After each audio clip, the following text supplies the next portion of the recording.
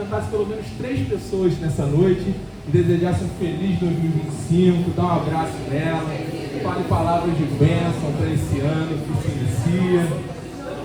Aleluia. Talvez você não tenha tido essa oportunidade, então hoje é a oportunidade.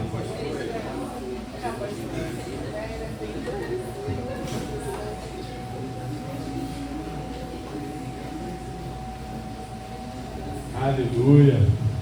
Nosso primeiro culto do ano, de 2025.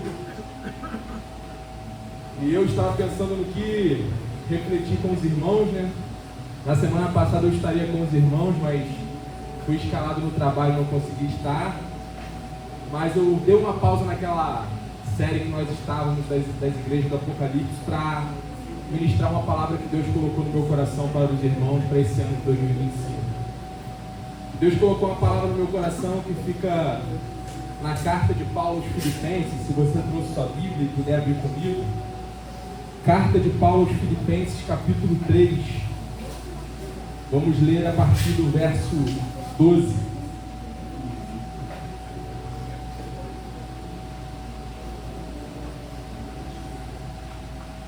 Carta de Paulo aos Filipenses, capítulo 3, verso 12, diz assim: não que eu já tenha obtido tudo isso, ou tenha sido aperfeiçoado, mas prossigo para alcançá-lo, pois para isso também fui alcançado por Cristo Jesus.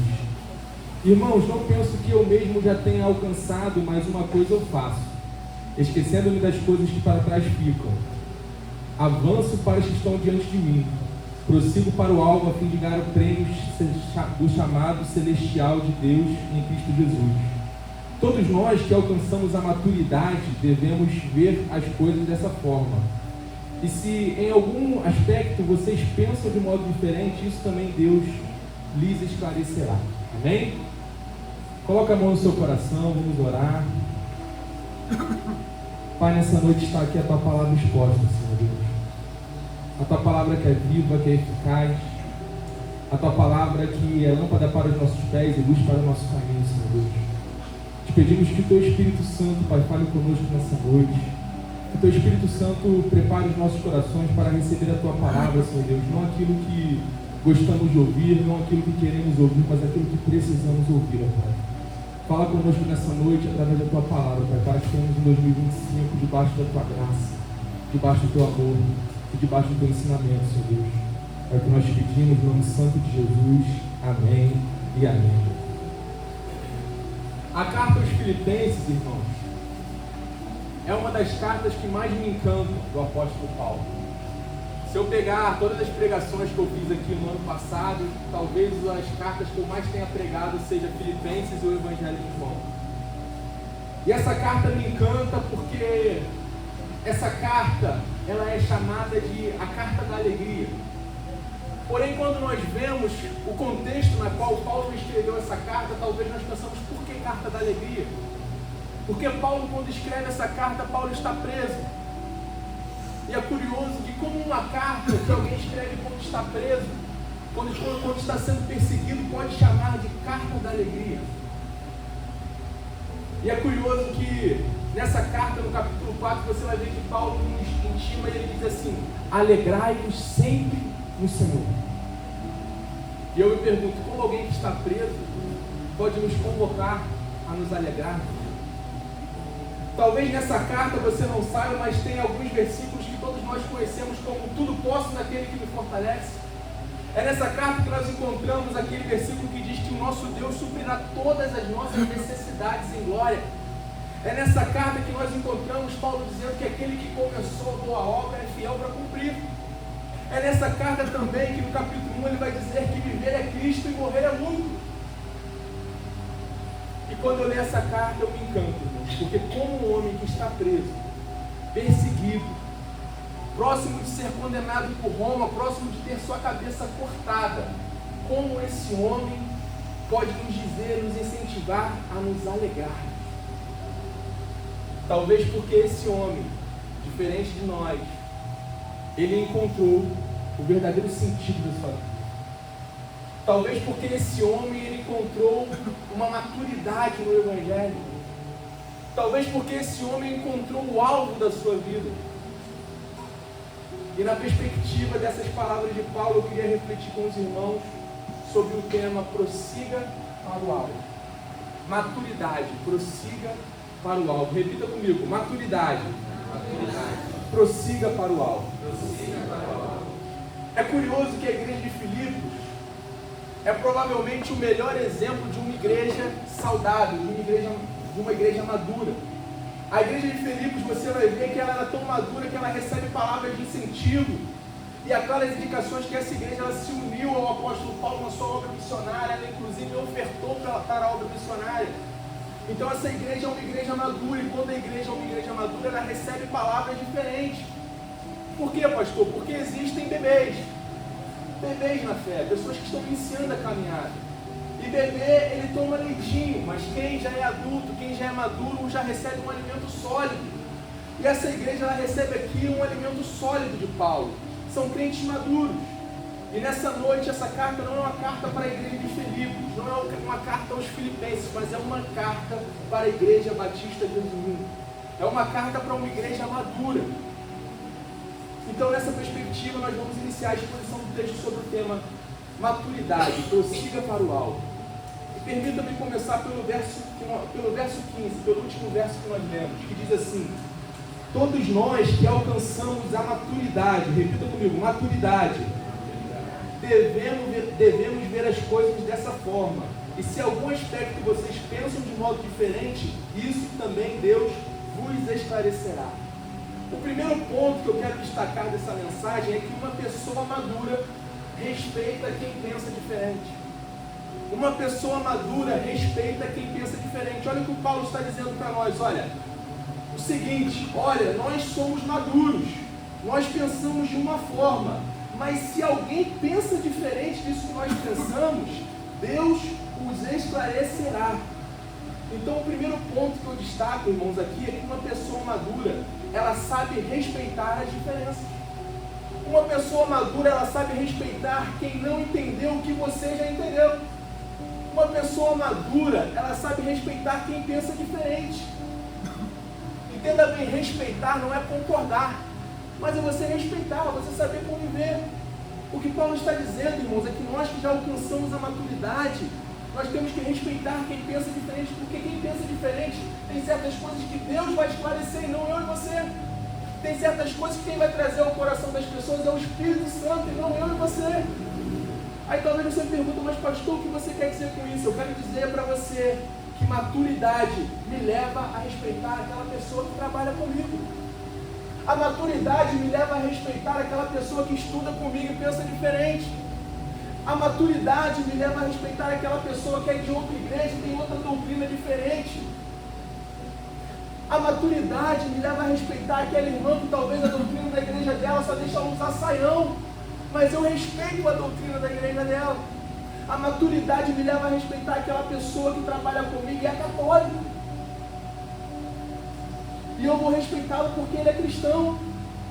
Aí talvez você fala, pastor, mas na igreja católica tem idolatria. Irmão, na igreja evangélica também tem idolatria.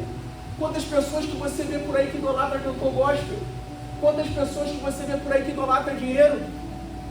Quantas pessoas que você vê por aí que idolatra pastor? Mas a maturidade nos leva a respeitar as diferenças.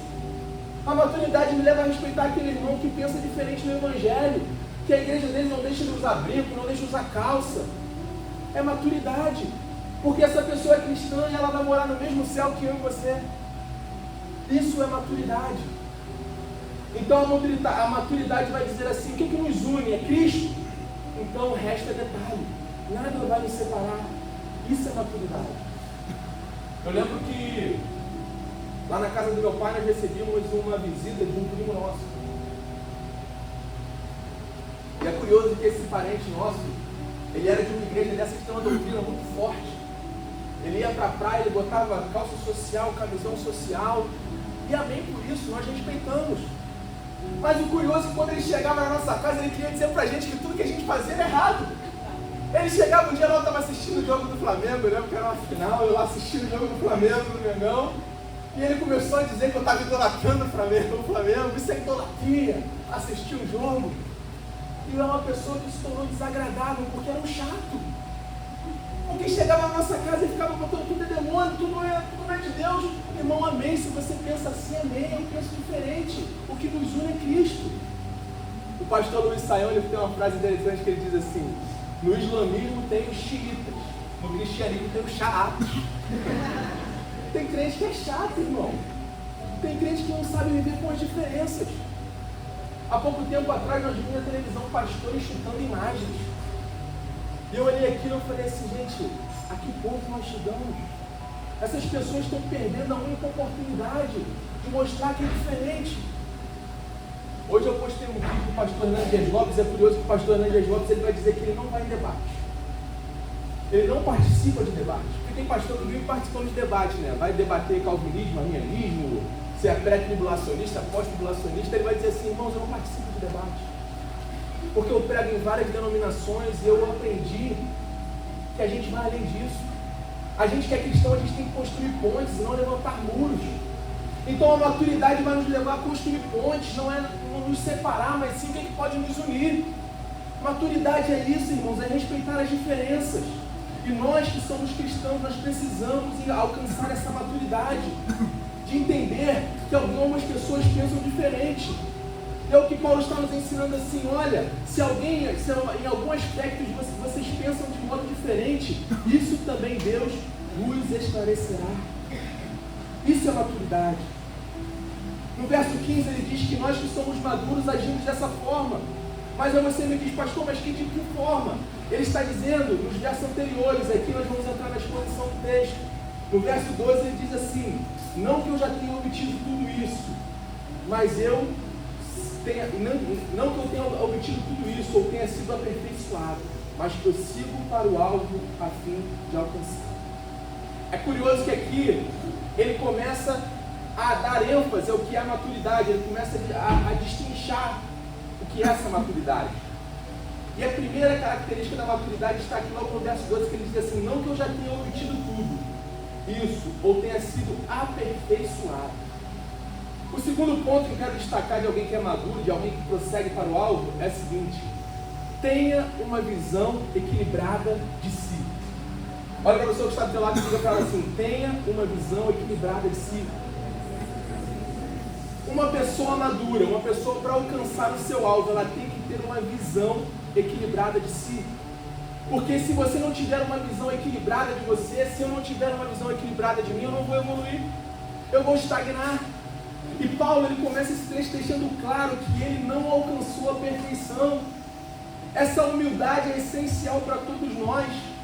Entenda, aqui não é o pastor Tiago falando, aqui não é você falando, aqui é o apóstolo Paulo. E o apóstolo Paulo está dizendo assim, eu não sou perfeito, eu não alcancei a perfeição. Aqui é o homem que espalhou o evangelho na sua época.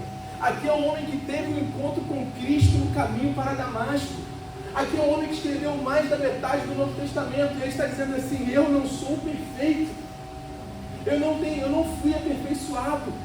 Quando Paulo olha para ele, ele diz assim, olha, não que eu já tenha obtido tudo isso, mas não que eu tenha sido aperfeiçoado. Ele está dizendo, eu não alcancei a perfeição. Eu preciso melhorar a cada dia, eu preciso buscar ser melhor a cada dia. Paulo, ele tem uma visão equilibrada de si. Paulo, ele não olha para ele mesmo e diz assim, eu sou o bonzão, eu sou a última bolacha do pacote. Não, ele tem uma visão equilibrada dele. E você e eu, nós precisamos ter uma visão equilibrada de nós. Se você quer crescer, se você quer evoluir nesse ano de 2025, você precisa ter uma visão equilibrada de você. Mulheres, vocês não são as melhores esposas do mundo, não. Porque se você não tiver uma visão equilibrada de você, se você achar que você é a melhor esposa do mundo, você não vai ler um livro para ser uma melhor esposa. Se você achar que você é a melhor esposa, você não vai fazer um casados para sempre. Homens, vocês não são o melhor marido do mundo, não.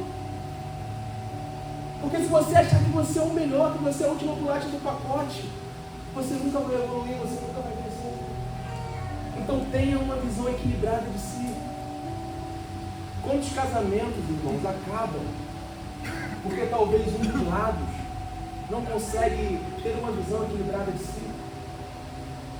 Quantos casamentos acabam porque as pessoas não conseguem olhar para si e ter uma visão equilibrada e identificar os seus erros?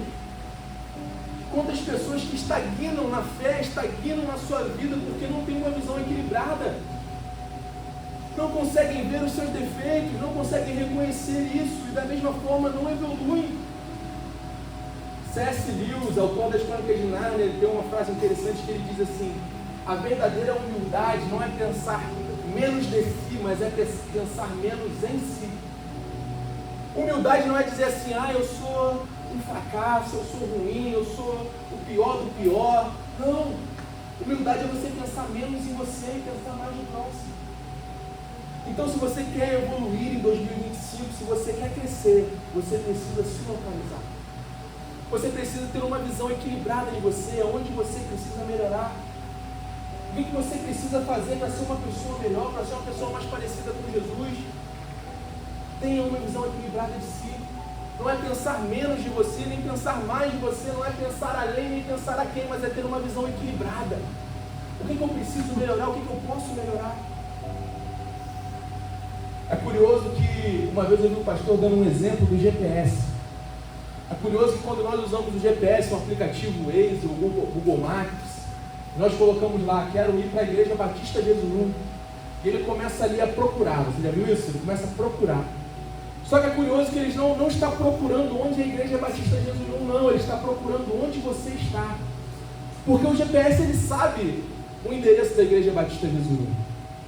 Mas ele precisa saber onde você está, ele precisa te localizar para sim, aí sim ele traçar a melhor rota. Eu quero dizer para você que se você quer alcançar o alvo em 2025, você precisa se localizar. Onde você está? Qual é a sua situação atual? Tem uma visão equilibrada disso. É curioso que no quartel, quando eu fiz o curso da minha unidade, nós tínhamos uma matéria chamada orientação. E nessa disciplina de orientação você aprende a se localizar na mata. Você está lá na mata, no meio do nada, você se perdeu. Você só tem talvez uma bússola, um mapa, uma carta. O que você precisa fazer? A primeira coisa que você precisa fazer não é saber para onde você quer ir, não. A primeira coisa que você precisa fazer para você se encontrar é você saber aonde você está. Porque se você não saber onde você está, você pode se afastar ainda mais do seu destino. Então o que Deus está falando para mim e para você nessa noite é que eu e você nós precisamos saber aonde nós estamos. Qual é a sua localização? Porque se nós não nos localizarmos, se nós não tivermos uma visão equilibrada de nós podemos nos afastar do alvo. E eu pergunto para você, qual é a imagem que você tem de você? Será que a imagem que você tem de você é uma imagem equilibrada? Será que talvez você pensa menos de você ou você pensa mais de você? Será que você precisa equilibrar?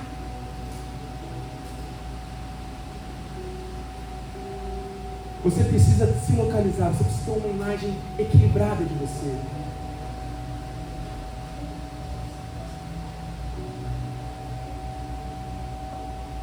É curioso que às vezes nós temos uma dificuldade de nós nos localizarmos. Nós temos uma dificuldade de encontrar em nós os nossos defeitos. É curioso que às vezes é bom que às vezes eu pergunto muita coisa à minha esposa, porque a minha esposa é sincera, ela sempre me coloca no lugar. Esposa é assim, né, irmão? Esposa nunca coloca, sempre te localiza, ó. Tá mal nisso aqui, tá gordinho, né? E você vai se localizando. Quando você está achando que é a última bolacha do pacote, a esposa te localiza. E a coisa que eu tenho um colega de trabalho, que esse colega, ele é um cara que tem um conhecimento muito legal. Professor de educação física e tanto. Mas esse colega estava muito fora de forma. Até que um dia chegou um colega nosso de trabalho, olhou para ele e falou assim, pô, irmão, tem que falar um negócio contigo sério. Eu te conheci que não era assim não, cara. Tu era magrinho. O teu cartão de visita não tá legal. Foi tranquilo, falou só logo na lata. Tu é um baita professor de educação física, mas o teu cartão de visita não tá legal, você precisa melhorar. E é curioso que depois daquela espetada do amigo nosso, no último serviço estava lá, o camarada estava malhando. Foi preciso alguém chegar para ele localizar ele, olha camarada, tu precisa cuidar da tua saúde. Às vezes é curioso que nós precisamos de alguém para nos localizar, porque nós não nos localizamos. E quando eu e você achamos que nós somos bons demais, que nós não temos no que melhorar, é interessante que o Espírito Santo muitas vezes traz assim: olha, você não é a última bolacha do pacote, você precisa melhorar. Talvez você chegou aqui essa noite e você não tenha tido uma visão equilibrada de si. Talvez você chegou aqui achando que você é a última bolacha do pacote. Ou talvez você chegou aqui achando que você é muito ruim. Eu quero dizer que o Espírito Santo nessa noite, ele quer dizer para você, ele vai te ajudar a você ter uma visão equilibrada de você. Nem além, nem a quem, mas ele vai te localizar, porque a partir do momento que você se localizar, aí sim você vai crescer. Em 2025 você vai alcançar o alvo, você vai evoluir, em nome de Jesus. Então tenha uma visão equilibrada de si. Terceiro, maduro é perseverante. Verso 12 diz assim: não que eu já tenha obtido tudo isso, ou tenha sido aperfeiçoado, mas prossigo para alcançá-lo. Repita comigo: prossigo para alcançá-lo. O prosseguir aqui dá a ideia de continuidade, de perseverar o que foi iniciado. Paulo aqui ele fala sobre a sua determinação em prosseguir para conquistar aquilo que também foi conquistado por Jesus. Independente das circunstâncias, independente de estar preso, independente de ser perseguido, ele diz: eu prossigo, eu continuo. Tem gente que Deus fala uma coisa e ela tenta 3 vezes e para. Quantos de nós, tantas vezes nós começamos a fazer algo e na primeira crítica, no primeiro não, no primeiro obstáculo, nós abandonamos aquilo que nós começamos. Nos falta perseverança. Infelizmente, irmãos, a nossa geração desaprendeu a viver processos. A nossa geração desaprendeu a viver com dificuldades. Quantas pessoas iniciam um projeto e no meio do caminho, na primeira dificuldade, no primeiro não, na primeira crítica, abandona tudo. Paulo está dizendo aqui: eu prossigo para o alvo, eu continuo independente das circunstâncias. Ele está dizendo assim: eu estou preso, mas eu prossigo para o alvo. Eu estou sendo perseguido, mas eu prossigo para o alvo.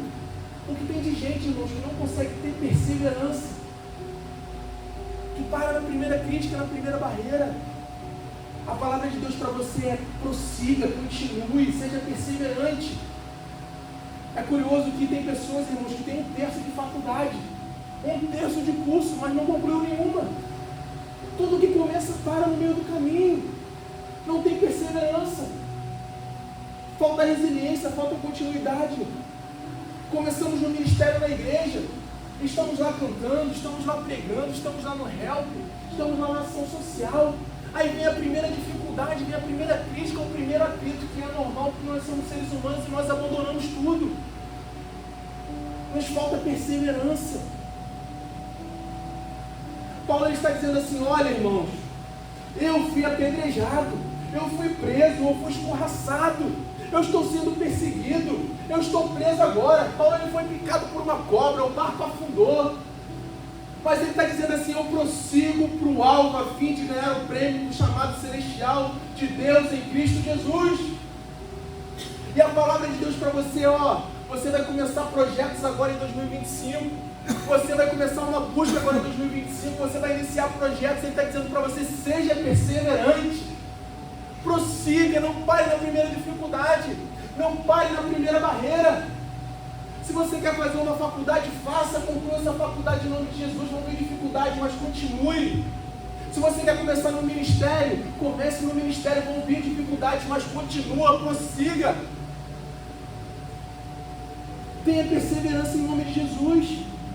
Olha para o alvo e prossegue. Olha para o alvo e prossegue. É isso que Paulo está nos ensinando, irmãos. O grande problema é que nós achamos que algo constante, algo sólido vai vir do dia para a noite. Não vai, irmão. Não vai. Quando vem do dia para a noite é até perigoso. Vocês já viram um ganhador de loteria? Olha as pessoas que ganharam a loteria. Grande parte perdeu tudo. Grande parte das pessoas que ganharam na loteria perderam tudo. Por quê? Porque o dinheiro vem rápido. Vem sem processo. E tudo que vem rápido é perigoso. Porque tudo que vem rápido a gente não aprende a valorização. O quanto aquilo custou. É curioso que grande parte das pessoas que ganham na Mega Sena, a maioria fica pobre. ganhou milhões, mas como veio sem processo, fica perdido, não há perseverança.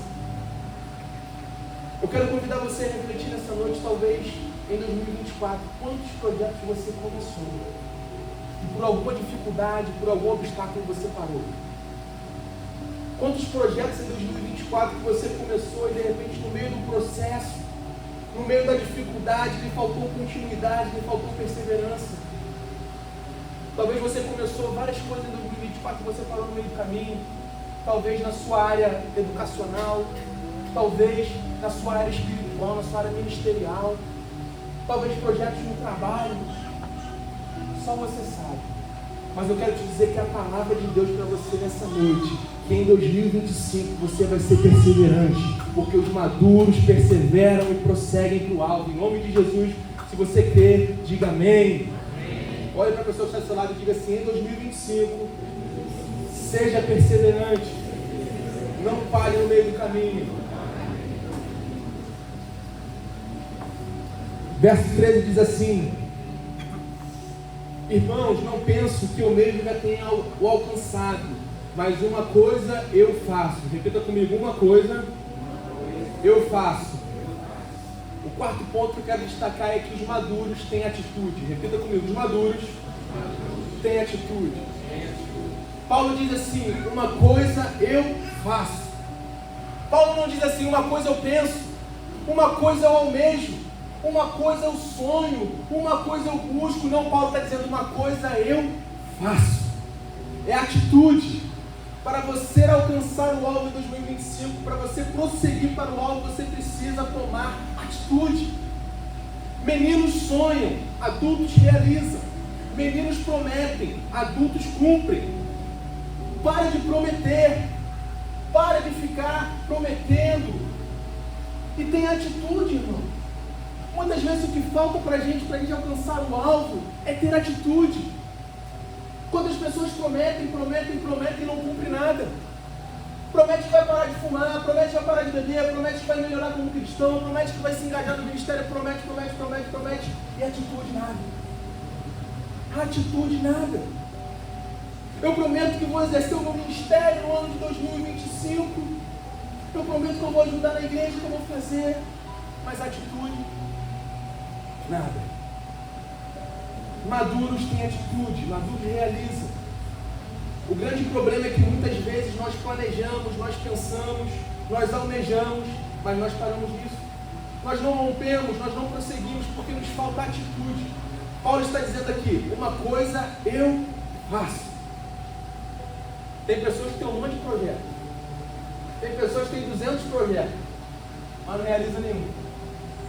Se você tem 200 projetos, joga 198 fora, deixa só 2, mas realiza esses 2 e tira do papel em nome de Jesus. O que o apóstolo Paulo está dizendo para a gente é assim: ó, eu não fico pensando no que está escrito. Eu não fico pensando, não. Esse é o meu papel. Jesus falou, Deus mandou, então uma coisa eu faço. Está escrito o quê? Que eu tenho que amar a minha esposa, como Cristo amou a igreja, então eu vou amar a minha esposa. Eu vou dar um buquê de flores para minha esposa. Eu vou agradar a minha esposa, eu vou amar ela como Cristo amou a igreja. Ame a sua esposa. Está escrito o quê, pastor? Que eu tenho que buscar primeiro o reino de Deus e a sua justiça, amém? Então eu vou buscar o reino de Deus e a sua justiça. Eu não prometo, eu faço. Tenha atitude, irmão. É curioso que uma das coisas que as mulheres mais reclamam nos homens é a falta de atitude. Posso ouvir amém, mulheres? Homens passivos. O camarada está em casa, está lá no sofá, e a mulher está assim: olha para o marido, a lâmpada está queimada, e o marido está lá na televisão, está lá no videogame, a lâmpada está queimada, a lâmpada está queimada, e está lá a lâmpada piscando, parece boate, e o marido não se movimenta para apagar a lâmpada. Às vezes o mato está lá grande, esposa, marido, o mato está grande, a grama está grande, falta pouco sair índio, e o marido está lá na televisão, sem atitude. Amém ou não amém, mulheres? Homens que não têm atitude. Você precisa ter atitude, irmão. O que você precisa fazer? Você tem um projeto e tem atitude para realizar esse projeto. Em 2025, seja um ano que você tenha atitude para buscar os seus projetos, os projetos de Deus para você. Para de colocar apenas no papel, para de deixar apenas no imaginário e começa a colocar em prática, colocar a mão na massa. Não deixe que as coisas, as circunstâncias falem em você, que as coisas fiquem só no pensamento, mas tenha atitude. Paulo está dizendo assim, uma coisa eu faço. Certa vez Paulo foi pregar em um lugar, não deram visto para ele, sabe o que ele fez, irmãos? Ele foi pregar em outro lugar, ele não parou. Ele teve atitude. E quantas vezes o que nos falta é atitude? Mas nós prometemos, nós vamos ser melhor e tudo fica no nosso imaginário, no papel. Você promete que vai ser melhor, mas chega, não, porque em 2025 você é o melhor cristão, eu vou buscar mais. Aí chega no domingo, você deixa de vir na igreja por causa do futebol. Não, pastor, você é melhor em 2025 quando está no ministério. Mas aí chega, você deixa de vir na igreja para estar no futebol. Nós nos reunimos 4 domingos no mês, irmãos. 4 domingos. E o futebol tira da igreja. Ah, pastor, não gostei, fiquei chateado. Eu não estou aqui para pregar coisa para você ficar feliz. Eu estou aqui para pregar a verdade. E eu prefiro te confrontar com a verdade do que te acariciar com a mentira. Você acha que eu não queria estar no futebol, queria estar na piscina? Eu nem queria. Mas eu não sou mais menino, eu tenho responsabilidade. Uma coisa eu faço. É ter atitude. É agir. É falar menos e agir mais. Essa semana eu estava conversando com um colega do trabalho e um colega que é pastor. E eu estava falando com ele, olha, tem um irmão que ele estava falando hoje ali que ele prega mesmo. Não, porque eu falo de Jesus, eu prego, eu falo. E ele fala tanto que as pessoas nem param mais perto dele. Aí essa semana eu falei com ele assim, irmão, tem uma frase de Agostinho que diz assim, pregue o evangelho em todo tempo, e se necessário use as palavras. A maior pregação que nós temos é a nossa atitude. Não é com palavras, é o ato, é o fazer. É curioso que eu estava assistindo The Chosen essa semana, e eu estava assistindo a 4ª temporada, e é curioso que Jesus ele está numa cena que ele está com os discípulos caminhando, e chega um grupo de soldados romanos, e havia uma lei em Roma que um soldado podia pegar um judeu e colocar ele para carregar por 1 milha o seu peso, a sua mochila. Então eles chegam para aquele grupo de discípulos que estavam com Jesus, entregam os seus capacetes, as suas mochilas e carreguem isso por 1 milha. E eles começam a andar, e os discípulos já por conta do samurai, isso está errado, eles estão esculachando a gente. E eles revoltados, já querendo, o que a gente faz? A gente confronta esses soldados. E eles chegam para o mestre, apenas caminhem, não se irem. E eles começam a caminhar 1 milha. E quando chega ali em 1 milha, os soldados vão pegar ali a armadura deles, o capacete, a mochila. E Jesus fala para eles assim, não, irmãos, nós vamos levar mais 1 milha, nós vamos levar até a base de vocês. Aí naquele momento que caiu a ficha dos discípulos, porque Jesus ele havia pregado no Sermão do Monte, que se o seu inimigo te obrigar a caminhar 1 milha, caminhe 2. Só que Jesus ele dá o seu exemplo na atitude. Não é simplesmente na palavra, na pregação, não, ele age conforme aquilo que ele havia falado. Porque a atitude vale mais do que palavras. Então, irmão, tenha mais atitude. Saia do campo da teoria, do campo da imaginação em 2025, tenha mais atitude em nome de Jesus. Pregue com a sua vida. Em nome de Jesus. Que em 2025 seja um ano que você vai realizar. Você não vai ficar só no papel, você não vai ficar só no projeto, não. 2025 vai ser o ano das realizações, porque você vai tomar atitude em nome de Jesus. Amém? 5º ponto diz assim, maduros, para prosseguir tem o passado resolvido. Repita comigo, passado resolvido. Verso 13, ele diz assim, esquecendo-me das coisas que ficaram para trás e avançando para as que estão adiante de mim, prossigo para o alto. Paulo está dizendo aqui, esquecendo-me das coisas que ficaram para trás. Paulo está dizendo, olha, eu não olho mais para o passado. Eu quebrei o retrovisor da minha vida. Pastor, eu errei há uns anos atrás. E isso até hoje me incomoda, eu fico incomodado porque eu errei assim, e às vezes eu olho para isso e eu me sinto mal, irmão. Quebra esse retrovisor. Pastor, eu tive uma oportunidade de trabalho lá atrás, eu não abracei. Se eu tivesse abraçado essa oportunidade, eu estava melhor financeiramente, irmão. Quebra esse retrovisor. Pastor, mas há tantos anos atrás eu errei com uma pessoa. Amém, irmão. Quebra esse retrovisor. Tem uma frase que diz que ficar preso na possibilidade que passou nos impede de perceber a oportunidade que está na nossa frente. Quantas pessoas deixam de crescer na vida, deixam de abraçar algo novo porque estão presos ao passado? Você errou ontem, aconteceu alguma coisa na sua vida ontem que você se arrepende, irmãos, quebra esse retrovisor. O que importa é o que você vai ser hoje, daqui para frente. O que importa é o que Deus está fazendo hoje na tua vida. Se Deus ele se esquece do teu passado, por que você vai ficar preso no seu passado, irmão? Quantas pessoas têm deixado de viver o hoje porque o passado assombra ela? Um erro, um pecado, uma dificuldade que passou lá atrás, uma crise. E às vezes você fica pensando nisso todos os dias e você está aprisionado nisso, irmãos. Abandona isso em nome de Jesus. Deus tem algo novo para você. Quebra esse retrovisor, deixa de olhar para trás e perceba o que Deus está preparando hoje para você.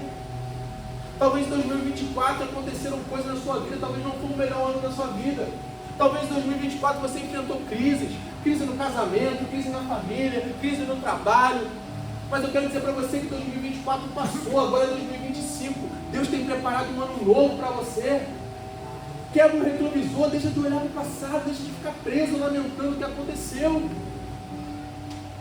Paulo está dizendo aqui, olha, eu fui perseguido, eu fui enxotado, eu passei por dificuldade, os meus irmãos judeus me rejeitaram, mas eu não fico preso nisso não, eu esqueço as coisas que para trás ficam, eu prossigo para o alvo.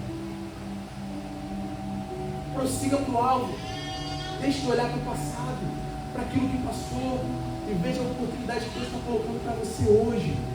Viva o hoje, diga para o teu irmão, viva o hoje.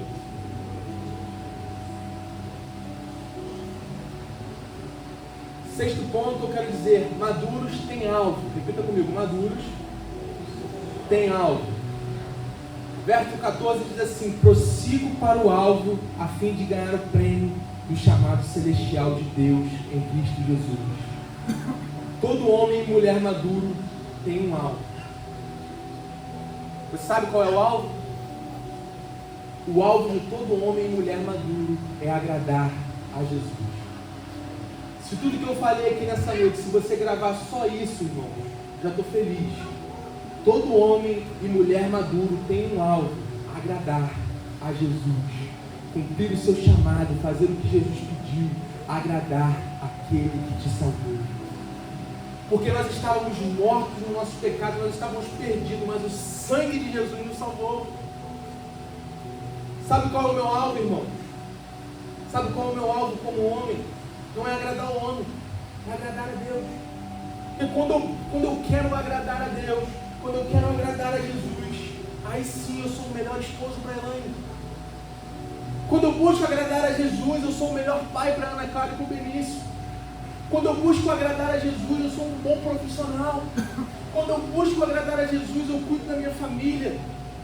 Eu penso no meu próximo, eu busco o reino. Não porque eu acho legal não, mas porque Jesus me pediu para fazer isso. O teu alvo, o meu alvo, é agradar a Jesus. O teu alvo em 2025, principal, irmão, é ser mais parecido com Jesus. Talvez você, assim como eu, você fez algumas metas para o seu ano de 2025. Eu estava falando com a liderança da igreja essa semana que toda vez que está se encerrando um ano, eu compro sempre uma agenda do ano seguinte e começo a traçar metas para aquele ano. Começo a traçar alvos. Eu coloco ali alvos financeiros, alvos educacionais, acadêmicos, alvos ministeriais. Mas eu sempre começo a minha lista por algo sobre amar a Deus sobre todas as coisas e cumprir o meu chamado. Porque eu entendo que se eu buscar agradar a Deus, se eu buscar ser parecido com Jesus, buscar o reino, eu vou buscar fazer a sua vontade. E a sua vontade é boa, perfeita e agradável.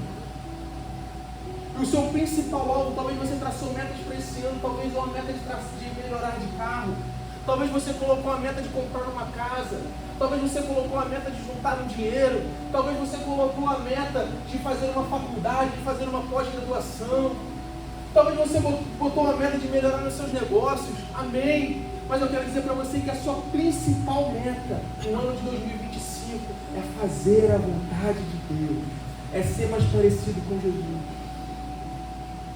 Porque quando você é mais parecido com Jesus, você é um marido melhor, você é um esposo melhor, você é uma esposa melhor.